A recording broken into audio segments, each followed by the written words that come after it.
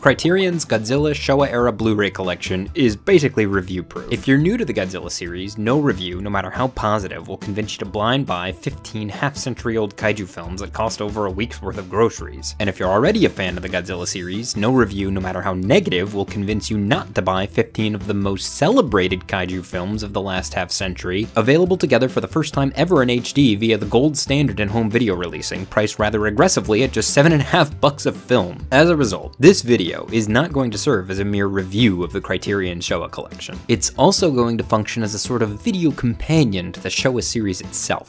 Now, there are lots of Godzilla videos already up on YouTube, and most of them break down into one of two categories: either nostalgic appraisal or jokey plot summary. There's nothing wrong with either of these two formats. In fact, I watched a lot of them myself in preparation for this video, but I do think that either format tends to alienate one of two big chunks of the audience, either the diehard fans or the total newbies. And I wanted to make a video that had something for both. So what I'm gonna do is I'm gonna talk about the idea that sits at the core of each installment, its creative motivation and reason for being. See, nobody's gonna love all 15 of these films. I certainly don't. The styles and tones are just too different. Some of them are slow and somber, others are fast and fun. Some were assembled by top artists and technicians in their fields with multinational funding at their disposal. Others were created by apprentices and journeymen on shoestring budgets. But the one thing they all have in common is that none of them were made without purpose. There's a clear artistic intent behind each and every one of them, a creative justification that validates their existence, which is more than I can say for most movie franchises. Not only do I think that this is one of the more interesting critical frameworks through which to study the series, I also think it's one of the most useful in terms of helping uninitiated viewers decide which ones they want to watch for themselves, which I thoroughly encourage. I know the Godzilla series tends to skew pretty cornbally to modern sensibilities, but I promise, if you know this series by reputation alone, you don't know what you're missing.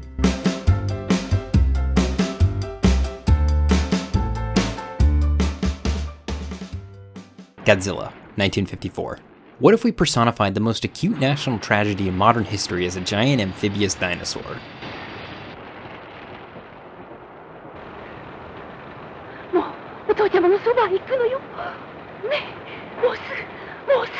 The appeal of giant monster movies, for me, isn't in watching two giant monsters duke it out. It's not about how many toes the thing has or how many trains it eats. Giant monsters allow filmmakers the chance to dramatize that which we fear might destroy whole entire civilizations one day. Japan was singularly suited to craft such stories back in 1954, just 9 years after the United States leveled Hiroshima and Nagasaki with 2 atomic bombs, and then rebuilt much of the country in its own image in the decades that followed. I'm thinking most everyone knows the gist of the Godzilla story. H-bomb testing in the South Pacific awakens a giant prehistoric dinosaur who promptly stomps ashore and levels Tokyo. But what might surprise first-time viewers of the film is that the primary concern throughout the second half of the film isn't the threat that Godzilla poses, it's the threat that the weapon that can defeat Godzilla poses. See, halfway through the film, after all the military's weapons have failed to stop Godzilla, we learn that Dr. Serizawa has already discovered a way to destroy all forms of aerobic life, but the method is actually so destructive that he's not willing to reveal its existence to the world, even to defeat Godzilla.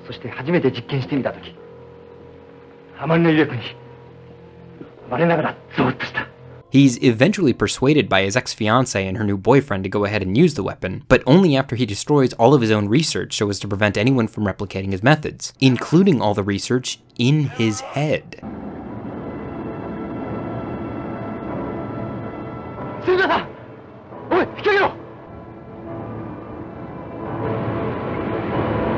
See, Godzilla's so ingrained in the public consciousness that I think a lot of first-time viewers might take his first appearance for granted. It's a nuke metaphor, right? Oh, but it's so much more than that. It's about the ground-level horror of watching whole entire cities vanish overnight, post-traumatic stress on a national scale, and the fear that we might become that which we most despise in a desperate attempt to try and keep ourselves safe.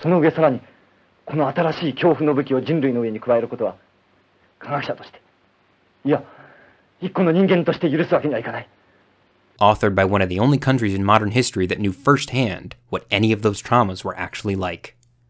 So, you know, try to show a little respect. 1955, Godzilla raids again. What if we updated the giant monster metaphor to try and personify our current national anxiety?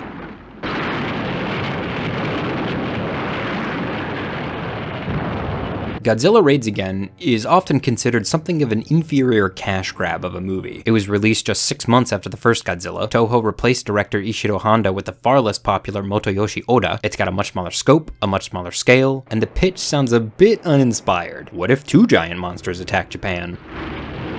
But on closer inspection, I think Godzilla Raids Again is a worthy successor to the original. It tells the story of 2 fish cannery pilots who discover a second Godzilla locked in mortal combat with a giant ankylosaur Anguirus off the coast of Japan. The Japanese defense forces do their best to try and lure them further out to sea, but soon enough their grudge match finds its way to shore and they promptly level Osaka. It soon becomes overwhelmingly clear that the defense forces will have to come up with a more permanent solution if they plan to save Japan. My favorite interpretation of this film is that Godzilla and Anguirus represent America and the Soviet Union in the mid-1950s, with Japan just sort of stuck in the middle, hoping against hope that they won't be obliterated by either of these 2 superpowers' collateral attacks. Where the first film concerned itself with what the leaders of a nation might do in response to a kaiju attack, Godzilla Raids Again is very much interested in how the people outside the inner circles of power might respond. The characters have little say in what's going to happen until the final reel, so most of the film is just them trying to live some semblance of a normal life while they wait and wonder whether or not they'll be destroyed. The film is punctuated not by press conferences and cabinet meetings, but by simple scenes of everyday domestic life, like this engagement party, which goes on just long enough for the audience to wonder why they're even watching a scene like this in a kaiju film, before someone comes running in to tell them that Godzilla just attacked Hokkaido and they might all be out of a job. At the end of the film, our 2 protagonists find themselves in a position to finally help defeat Godzilla firsthand, but it culminates in this brutal barrage of dive bombings that leaves more men dead than alive. A Pyrrhic victory that's as somber as anything you'll find anywhere else in the series.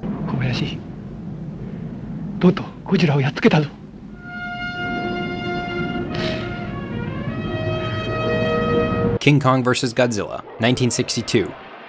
How not to adapt Godzilla for the English-speaking market. After 2 back-to-back box office hits, Toho couldn't wait to capitalize on the success of their new budding franchise, so they fast-tracked a sequel in order to capitalize on the newfound Just kidding. Nobody made another Godzilla film for the next 7 years. And when they finally did, Godzilla didn't even get top billing. It just goes to show that unlike modern movie franchises, where studios tend to lock everybody into 6-picture contracts right up front, and like the next 16 installments are all whiteboarded out years in advance. Back in the olden days, every single installment of the Godzilla series stood a very real chance of being the last. There's a wry satire contained within King Kong vs. Godzilla. When the Big G is inadvertently freed from an iceberg by a hapless American submarine, a cutthroat pharmaceutical company decides they're going to capture King Kong and ferry him over to Godzilla so that they can make some money off the ensuing fight. Just one problem. When Kong and Godzilla finally do meet, they don't really seem to want to fight. Their first scuffle ends within minutes, and it's only after Kong is sedated and then airlifted directly into Godzilla's path that they finally have their big knockdown dragout on top of Mount Fuji. But even then, both monsters stubbornly refuse to fight to the death, despite the fact that there's a lot of money riding on the outcome. The film ends with both monsters tumbling into the sea and then sort of just wandering off. An artfully understated rebuke of the greedy profiteers who'd sought to profit off the havoc that they'd wrought.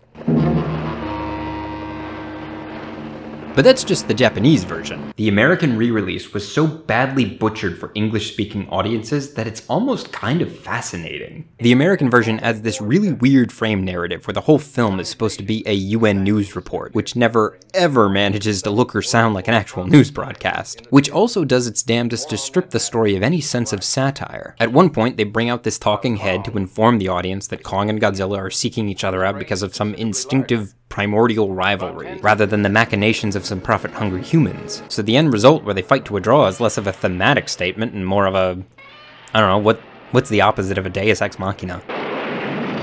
Anyway, I'm sure Criterion had a good reason for putting the butchered American version onto their set. Like, I bet it's a rights thing. But thankfully, the Japanese version is included as a special feature on the supplements disc. 1964, Mothra vs. Godzilla. What if Godzilla were defeated by something benevolent for a change?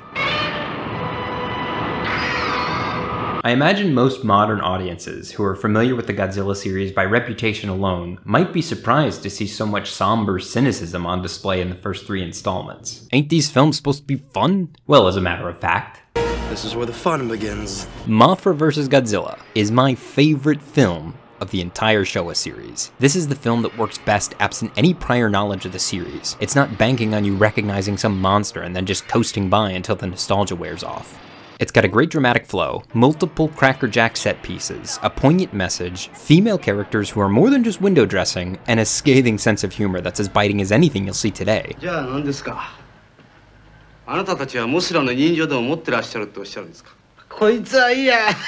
But perhaps the thing that stands out most in my mind is that up until this point in the series, Godzilla had only ever been defeated by some necessary evil, be it the oxygen destroyer, a squadron of doomed fighter jets, or the serendipitous machinations of a cutthroat pharmaceutical company. But this is the first film in the series where an uncomplicated good finally defeats Godzilla. In this case, the benevolent insect goddess Mothra.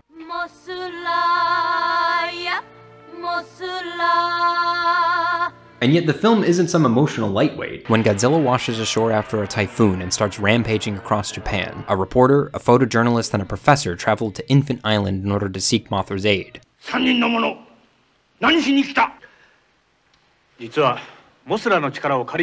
This despite the fact that a pair of greedy real estate developers have already taken one of Mothra's eggs hostage and have refused to give it back. The humans beg for help from Mothra's emissaries, the Shobijin twins, knowing full well that Mothra's got absolutely no incentive to help. And indeed, while the twins are certainly sympathetic, they quickly refuse to assist.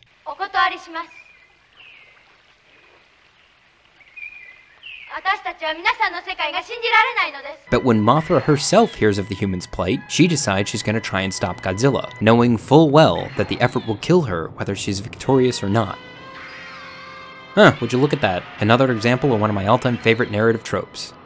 Humans are terrible, but we gotta try and save them anyway.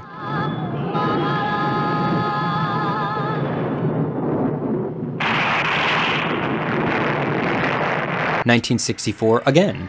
Deidre, the three-headed monster. Toho invents the monster cinematic universe. So by 1964, Godzilla, Mothra, and Rodan had all starred in their own standalone feature films, all of them directed by Ishiro Honda no less. And Mothra had even made an appearance in a Godzilla film. Or rather, Godzilla had appeared in a Mothra film. The only thing left to do was to bring them all together into the same film. But three kaiju teaming up dictated the creation of a villain that could conceivably best them all in combat. So Toho created one of the few monsters that, as of this recording, has never once teamed up with Godzilla, making him his canonical arch-nemesis. I'm referring, of course, to the eponymous, the titular, the cognominative Deidre the three-headed monster. Perhaps even more significant, this marks the first time Godzilla served as a hero of a film, albeit something of a reluctant anti-hero.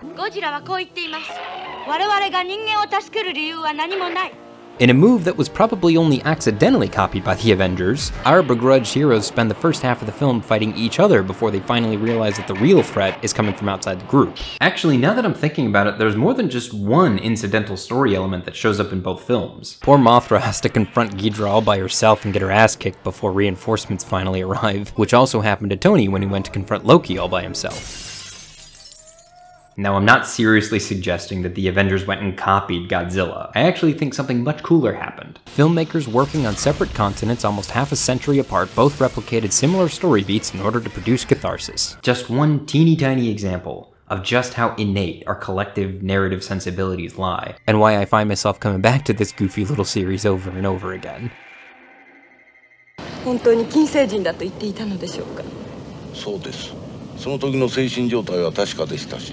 Invasion of Astro Monster, 1965. Let's take another crack at the international film market by producing just one Godzilla film that works just as well in both the US and Japan. So where King Kong vs. Godzilla was basically one film split into two different cuts for the US and the Japanese markets, one of them good and one of them, not so good. Invasion of Astro Monster was a very conscious attempt at creating just one film that wouldn't need to be reshot or re-edited in order to succeed in both markets. And it worked! The film was a hit in both countries. But there's a bit more to it than that. The story follows a pair of astronauts, one American and one Japanese, who come in contact with a race of aliens that ask to borrow Godzilla and Rodan in order to defeat Deidre on their home planet. The humans agree, and the aliens quickly transport Godzilla and Rodan to their planet in order to kick Deidre's ass.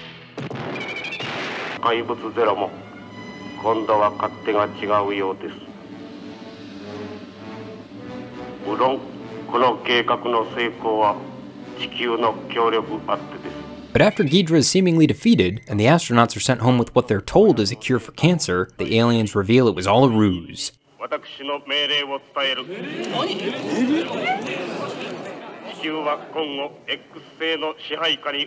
They actually plan to use all three kaiju to destroy the Earth if humanity doesn't submit to their rule. Now, the first time I saw this movie, I didn't like it. None of it made sense. If the aliens don't need humanity's permission to take control of Godzilla and Rodan, which is made explicitly clear at one point,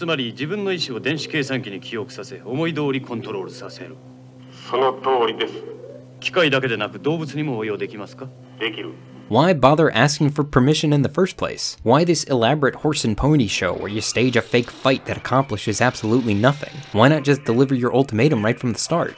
You could literally start the movie at the 59-minute mark and the last act would play out in the exact same way.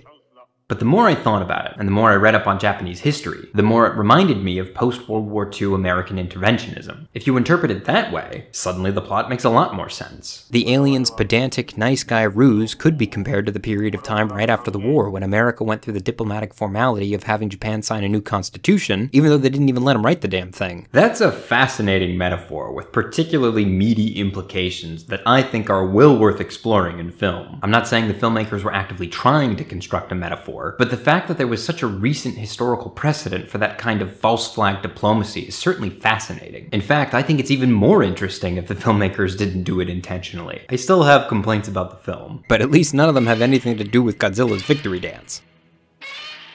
The aliens are defeated by this really anticlimactic sonic device that magically deactivates all their technology, which wouldn't be so bad. After all, we've seen plenty of technological MacGuffins work in other alien invasion films, but in all those movies, they're usually like a really fun set piece paired up with the activation of the magic alien killing device. Whereas the last reel of Astro Monster is basically just people running into the room and asking, "How's it going?" And then someone shouting back, "We're working on it," for 20 minutes straight. I guess you could say with so much metaphor, but so little dramatic tension, this one's ripe for a remake. Ibrahim, Horror of the Deep, 1966. Let's see if we can copy-paste Godzilla into someone else's movie.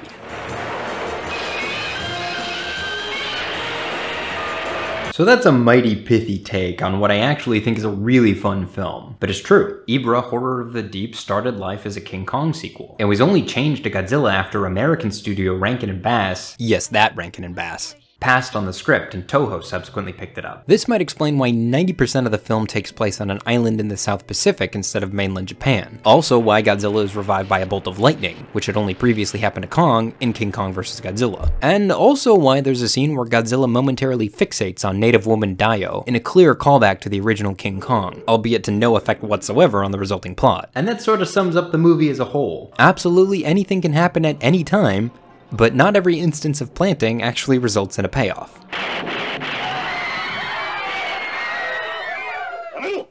Now I know I said this wasn't going to be just another plot summary video, but in this one particular case, the plot summary is the analysis. The film begins when a boat capsizes in the South Pacific, with all lives presumed lost. But then the brother of one of the crew members is told by a local psychic that his brother's actually still alive.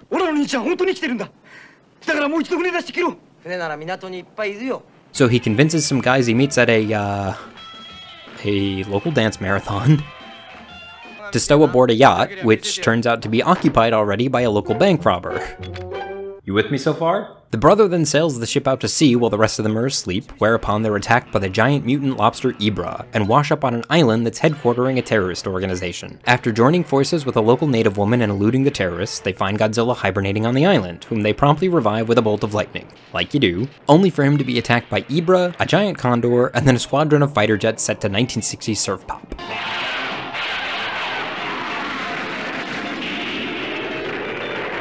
See what I mean when I say that absolutely anything can happen at any time? We haven't even reached Act 3 yet.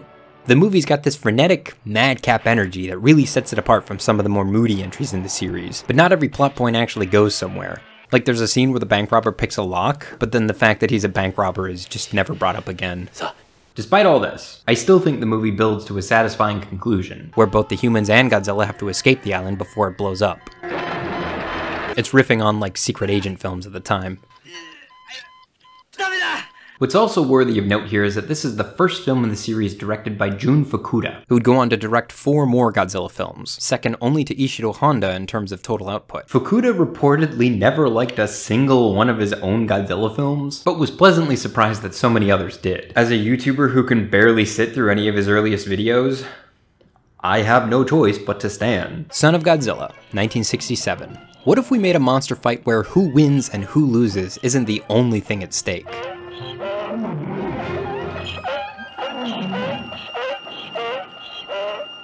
Eight films into any film franchise, and I imagine you're just trying to come up with something. Anything that hasn't been done before. Son of Godzilla is commonly known as the cute one, but I like to think of it as the first film in the series where which monster wins and which monster loses isn't the only thing at stake. In the film, Godzilla is drawn to an island in the South Pacific by the hypersonic cries of a little baby Godzilla, who's busy getting his ass kicked into next Sunday by the local wildlife just as soon as he's hatched. And it's like, we all know Godzilla's gonna thrash the mantids, and the giant spider, and ultimately save the little guy's life. But are they gonna become friends too? It isn't a given. This ain't no Baby Yoda, where the hero instantly takes some cute little critter under his wing and pledges to defend it with his life. Manila is profoundly grotesque, and Godzilla is a certified asshole of legend.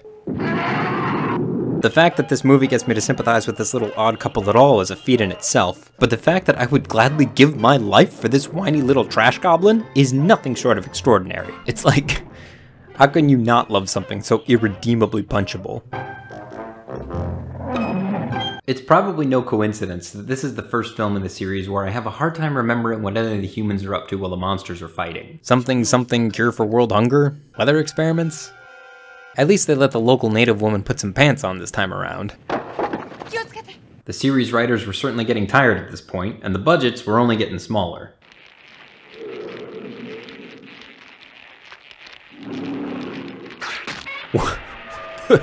What? So I guess it's only natural that the screenplays found new ways to mine some emotion out of their stories like this.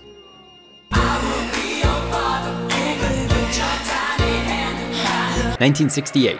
Destroy all monsters. We're out of ideas, so let's go out with a bang. By 1968, the creative team at Toho was tired of making Godzilla films. Screenwriter Shinichi Sekizawa openly complained about having no more ideas. Ishiro Honda had been directing 2 to 3 films a year for more than a decade. Special effects maestro Eiji Tsuburaya was in failing health, and the profits from each new installment were only getting smaller. So in 1968, Toho decided to go all out on one last special effects extravaganza before finally icing the franchise. A globe-trotting romp that features no fewer than 10 different monsters. 11 if you count Varan, but he's got even less screen time than Rose Tico. In my humble opinion, Destroy All Monsters is little more than its pitch. Yet another race of silver-suited aliens, it's not a cliche this time, see, because now they're all women, forcibly mind control all the world's kaiju in an attempt to conquer the world. A team of astronauts eventually destroy the aliens' mind control device, at which point they've all gathered on the slopes of Mount Fuji, whereupon the aliens unleash their secret weapon, Deidre, in a last-ditch effort to try and finish them off. For all the hype, for all the build-up, the final fight of the movie ain't exactly the Battle of Helm's Deep.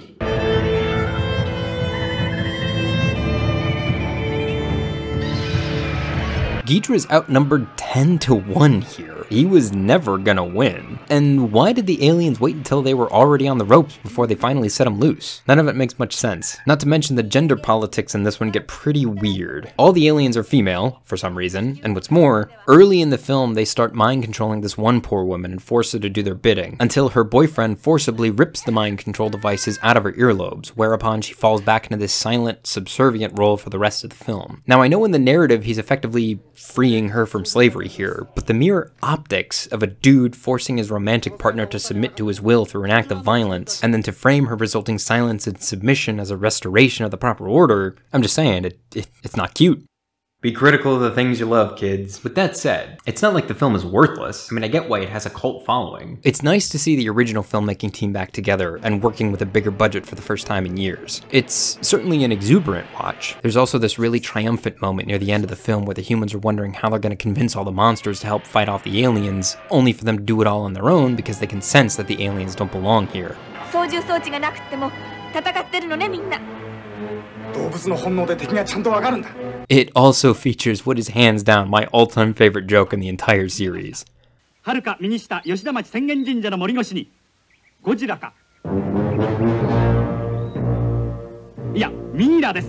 Oh, Manila. Do I love how much I hate you, or do I hate how much I love you? All Monsters Attack, 1969. Godzilla as kids movie. A self-reflexive, metatextual kids movie.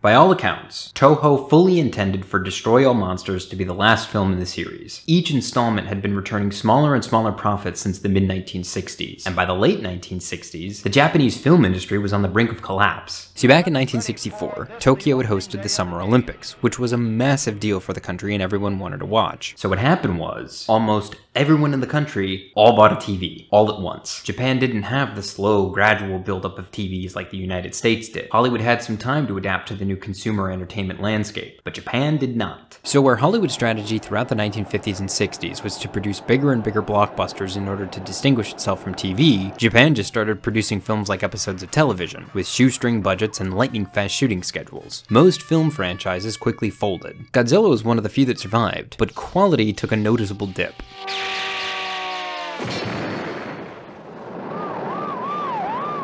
But even with these restrictions, each installment of the series continued the trend of proceeding from one core creative motivation, which makes all of them at least interesting, if not actually good. Don't let anyone tell you that these are the worst films of the series simply because of their budgets. My second and third favorite films of the entire Showa series are in here. Okay, so 1969. Destroy All Monsters just did paltry business at the box office, so Toho figured the series wouldn't stand a chance of making any more money. But then rival studio Daiei Film Company suddenly finds surprise success with the release of Gamera, a kaiju film targeted specifically at kids. So Toho decided to produce a Godzilla film that catered specifically to children. And boy did they ever. All Monsters Attack is regularly ranked the absolute worst film of the entire series, with no less than 6 review sites ranking it dead last, including IMDb. Well, I'm here to tell you it's not bad, so much as very, very different. It's basically Home Alone with kaiju. Also like a metatextual commentary on kaiju films themselves. The story follows this little latchkey kid, Ichiro, who lives in poverty and almost never sees his parents, who spends his days getting chased by bullies and daydreaming about life on Monster Island.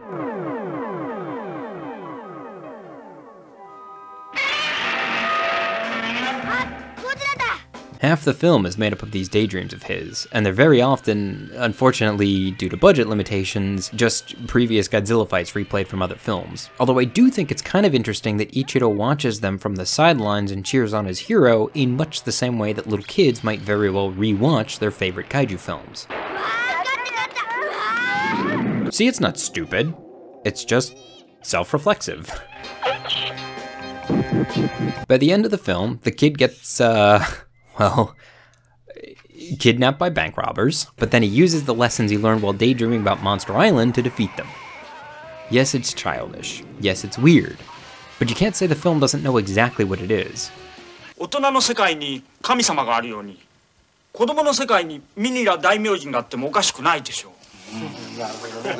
And we have Ishiro Honda on record as saying that this was one of his all-time favorite Godzilla films. If for nothing else, All Monsters Attack gave us the single greatest rendition of Go Go Godzilla ever recorded.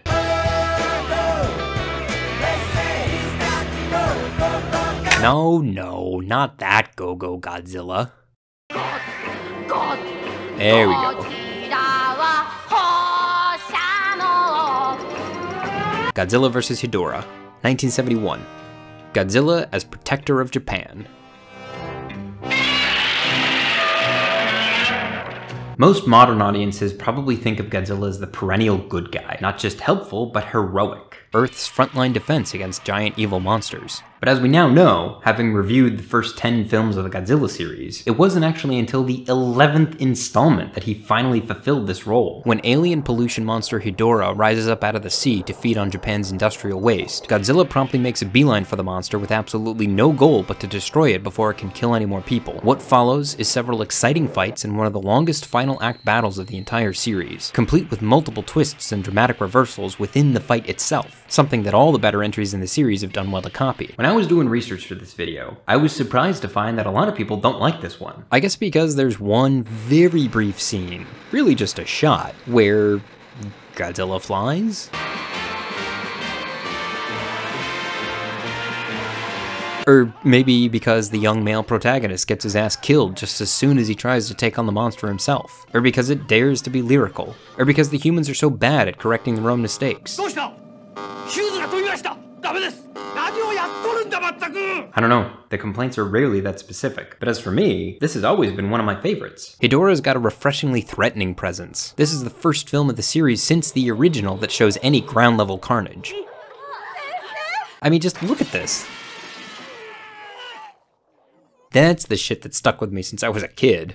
Not the flying. I almost called this one Godzilla as horror film, but in hindsight, I think it's more notable for having cemented Godzilla's reputation as something of a protective superhero, an image that would carry him through the rest of the Showa series.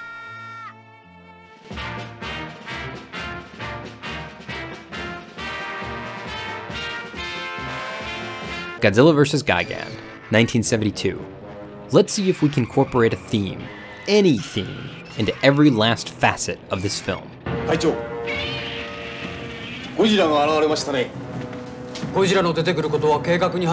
Let's say it's your job to plot the next Godzilla film. The studio is broke. They've looked in their warehouse and the only 3 suits that are still wearable are Godzilla, Anguirus, and Hedorah. So the next film has to include those 3. They've got just enough money to design one more. The only other parameter they give you is that you have to incorporate a theme into as many facets of the production as possible. And the theme is deception.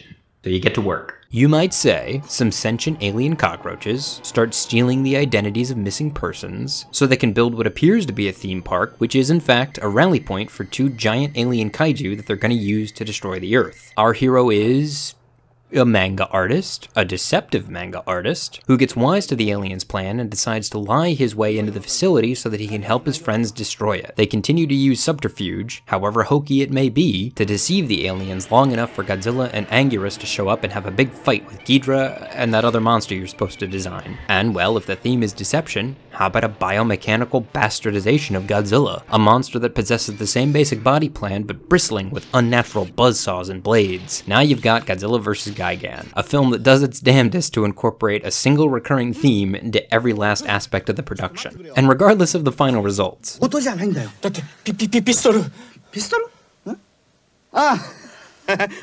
I, for one, thoroughly appreciate the effort. One of my favorite things about a monster movie is when it incorporates an actual theme into the design of the monsters themselves. This is, after all, a genre that lives and dies by its rogues galleries. Themes like sexual taboos, the fear of emasculation, okay, pussy face, or the acquisition of forbidden carnal knowledge.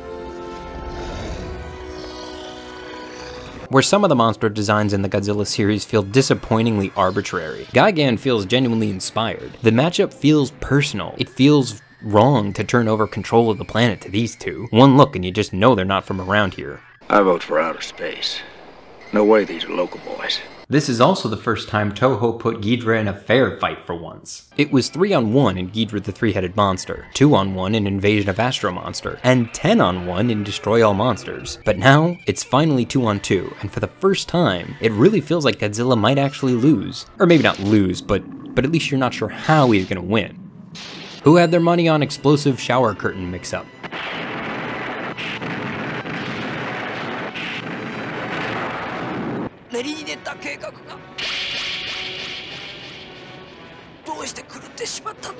Godzilla vs. Megalon, 1973. Let's rip off another successful franchise and make Godzilla the guest star of his own movie. So by 1973, Japanese film franchises were folding left and right, but over on TV, the adventures of Ultraman the giant alien superhero were generating big numbers. So Toho basically decided to make a feature-length Ultraman ripoff wherein a sentient robot jet jaguar faces off against the giant underwater cockroach monster Megalon. And I guess they threw in Godzilla and Gigan for the brand recognition. Godzilla vs. Megalon leans into the cheese hard. It's easily the goofiest entry in the series. People will tell you that's why it's also one of the worst, but honestly, I think the cheese factor is one of the few things it has going for it. It distinguishes it. People will warn you about the infamous flying kick. But honestly, by the time it finally rolled around, I'd already seen enough magic robots, indestructible shipping containers, and kaiju first in Semaphore for it to barely even register.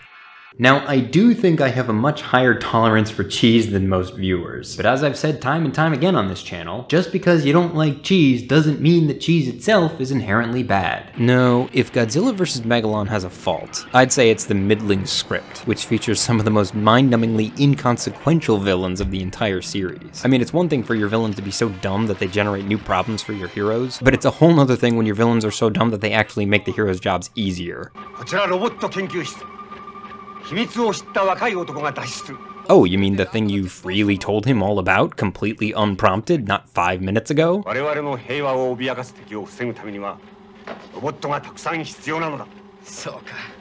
The film also has this really off-putting no girls allowed energy. Godzilla vs. Megalon holds the dubious distinction of being the only film in the series without a single female character. The only women we ever see are these anonymous dancers and a bunch of nudie mags in the back of a truck. Oh, and if you think they're not calling enough attention to themselves, don't worry, they change positions between shots. Anyway, like I said before in the video, the point here isn't to try and give the film a numbered score or anything. I'd be at a loss for that anyway. What we've got here is a mixed bag of endearingly zany madcap action and some really regressive narrative tropes. How do you average all these things together and get a number? I'd sooner just recommend the film on the basis that it happened to be the most widely distributed Showa film in the history of the United States, even getting the MST3K treatment after it fell into public domain, which might go a long way to explain why so many Americans grew up thinking the Godzilla series was just a bunch of goofy, low-budget nonsense.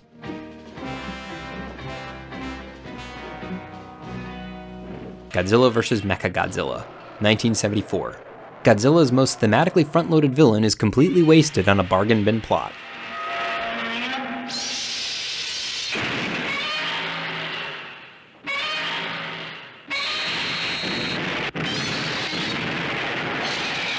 In my opinion, the best thing about Godzilla vs. Mechagodzilla is the opportunity that the villain presents. A chance to explore what Godzilla represents by contrasting him with a robotic version of himself. There's a lot of potential energy in that pitch, a lot of promise, but in my humble opinion, I don't think Toho did very much with it here. The setup is very good. Godzilla suddenly goes on an unprovoked rampage across Japan, and nobody knows why. Anguirus is all like, "Hey man, what's wrong?" and he nearly gets his jaw ripped off for his troubles. But then suddenly a second Godzilla, the real Godzilla, shows up and exposes the first one for the extraterrestrial robot that it is.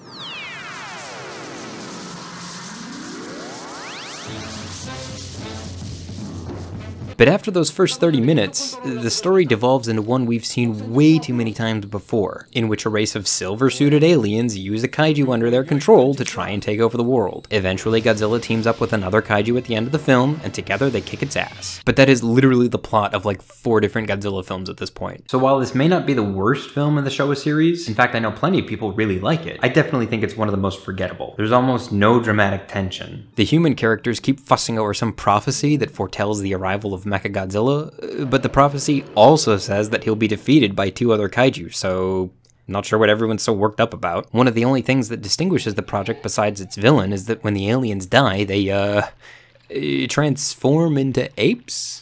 Which isn't as random as it might seem at first glance, if only because Battle for the Planet of the Apes had come out just 8 months earlier and done respectable business in Japan. But with all of that said, it's not Mechagodzilla's fault that its first appearance happened to coincide with one of the lowest budgets and one of the fastest production schedules of the entire series. I can't resent it too much, seeing as how Mechagodzilla's next 3 appearances turned out to be 3 of my favorite films of the entire series.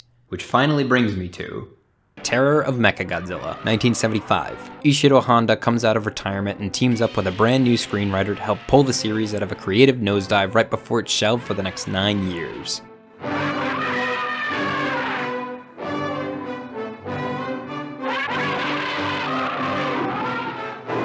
The first time I saw Terror of Mechagodzilla, I didn't like it very much. I thought, for being the last film in the Showa series, it should have gone out with a bang, revolutionized the series, reinvented the brand. Well, it didn't do any of those things, but then it wasn't trying to either. As far as I'm concerned, Terror of Mechagodzilla represents the quintessential refinement of the series. Not a revolution, but rather a concentrated effort to try and consolidate all the hard-fought lessons of the series into one single film. Toho pulled Ishiro Honda out of semi-retirement to direct. Akira Ifukube was brought back after a 6-year hiatus to compose the score, and brand new screenwriter Yukiko Takayama, the first woman who ever got an above-the-line credit in the whole series, was chosen to write the script. It's been widely reported that her story was picked as a result of a contest, which is true, but I also think it's just as important to note that she was a recent graduate of an independent screenwriting academy, so it wasn't just luck. The script is an interesting mix of tried and true genre tropes and some fascinating new emotional and thematic elements. When a submarine goes looking for Mechagodzilla's wreckage at the bottom of the sea, it accidentally discovers a territorial but otherwise pretty benevolent aquatic dinosaur called Titanosaurus. The aliens from the previous film have already salvaged Mechagodzilla from the bottom of the sea, and have since been waiting for the right time to mount a new attack. And once Titanosaurus gets on their radar, they decide to enlist the aid of a mad scientist who claims he's got the power to control Titanosaurus so that the two kaiju can team up and finally destroy Japan once and for all.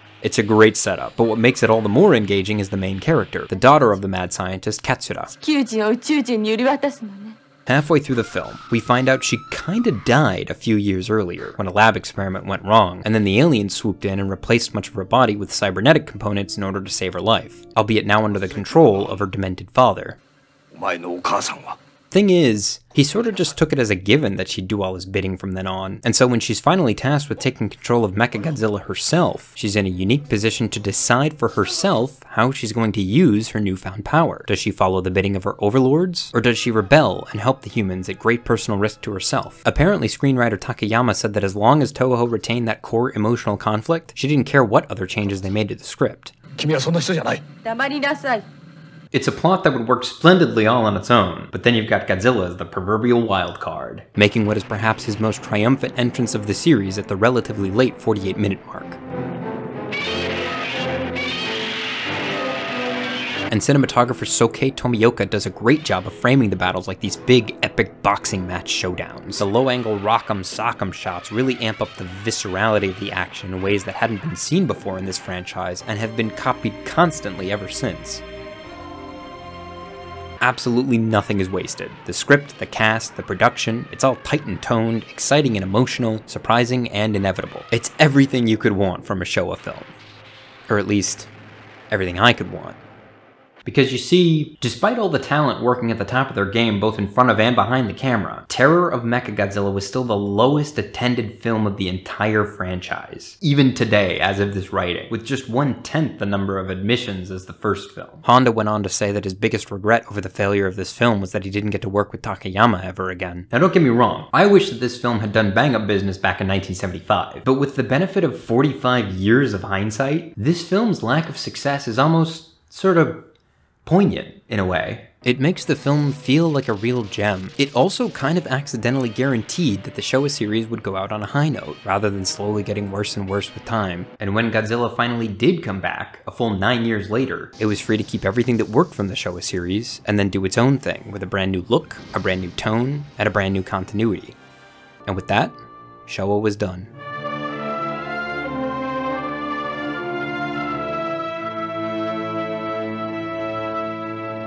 Even if you still hate everything you've heard about the Showa series, like you know it's just not your cup of matcha, I'm still hoping you can appreciate the artistry, the technical wizardry, and the creative vision required to keep a franchise going for 15 installments amidst the collapse of an entire national industry and rapidly changing multinational tastes. Any series batting over 500 at that point is a good series in my book. And lest we forget, the Showa series doesn't even constitute half the full franchise anymore. At the time of this filming, there are still 17 other Toho produced Godzilla films. I am a big believer in the idea that there is at least one Godzilla film out there for each and every person on the planet. So take my hand, come with me, and I'm sure we'll find the one that's right for you.